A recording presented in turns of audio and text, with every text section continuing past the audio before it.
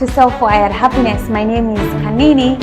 Here at Self-Wired Happiness, we unlock the secrets to a long, happy, and successful life. So last week we talked about writing our goals down. When you write your goals down and you achieve them, you will get inspired to do it again.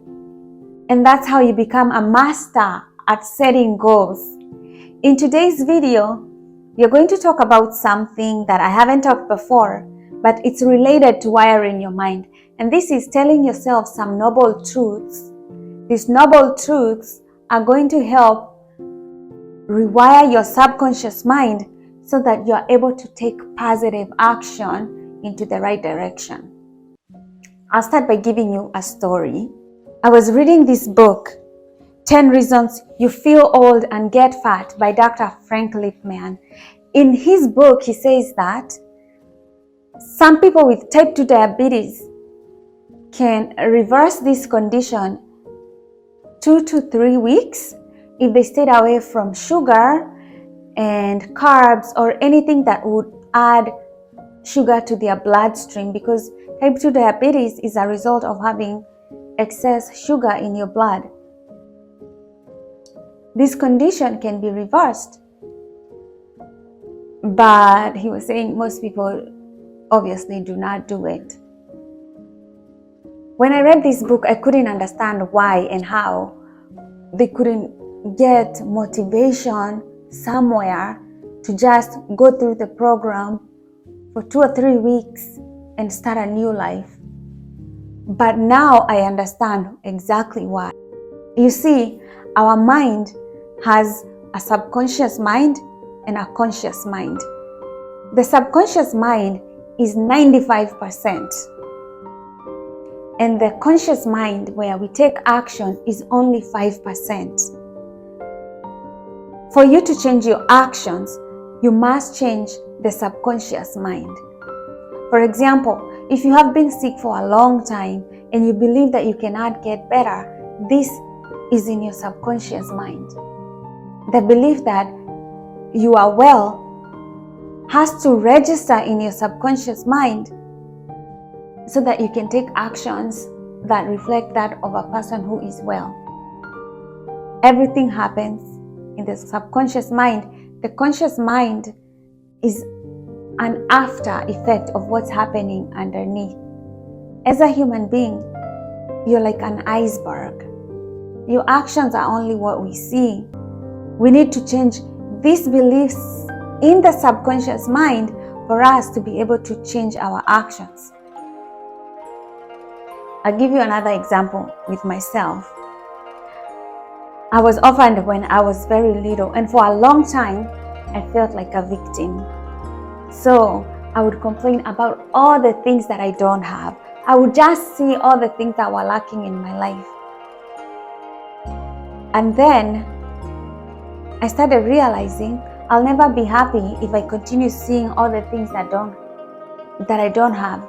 And I started realizing that I was really not grateful for all the things that I had.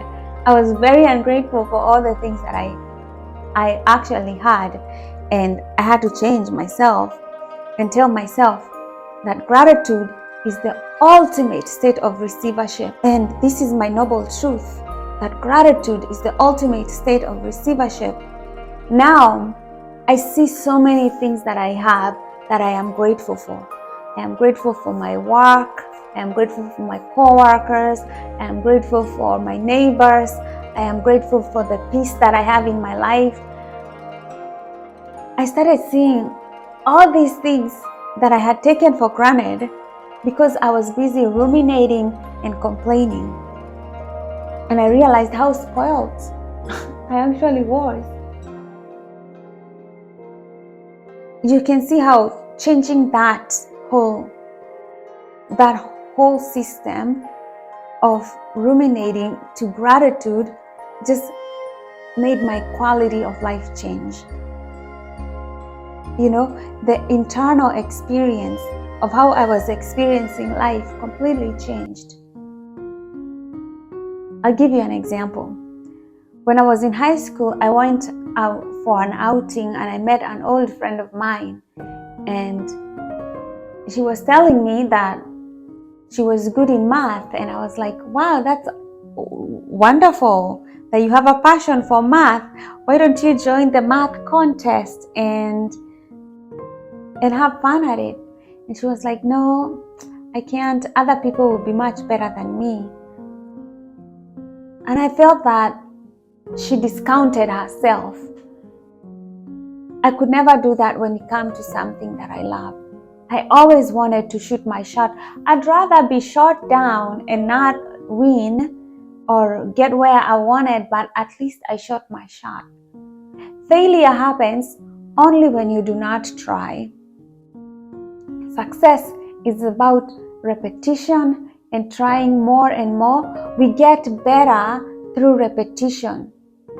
You never discount yourself because nobody is born knowing. We get better with repetition. And if you can switch that mindset, that there is nobody here. All of us have to work hard with repetition to get there.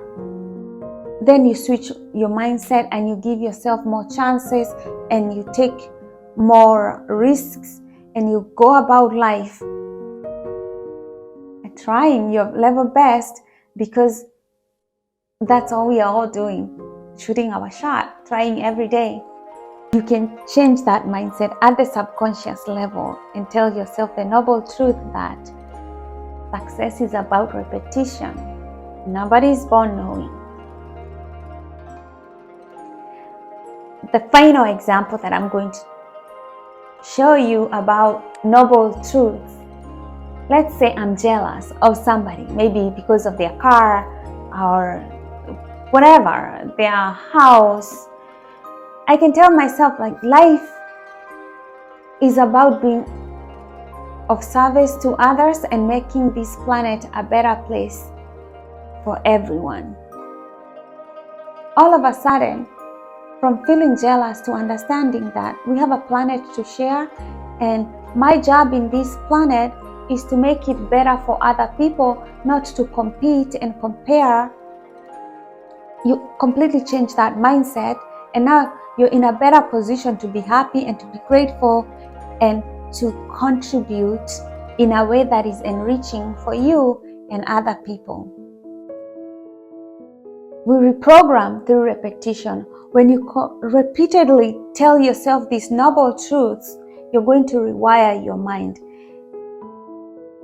I would ask you to take action today. Go look at something that you're struggling with, an emotion that you're struggling with. How can you change your mindset? What kind of truth can you tell yourself so that you rewire your subconscious mind and you start seeing the outcomes that you want in your life? Write them down, see them every day, because rewiring is about where we put our attention and what we repeat. Where attention goes, energy flows. And where energy flows, neurofiring flows. And where neurofiring flows, neural connections grow. Thanks again for tuning in to Self-Wired Happiness. I love you. I hope you feel inspired to rewire. Please like, subscribe, and share. And until next time, namaste.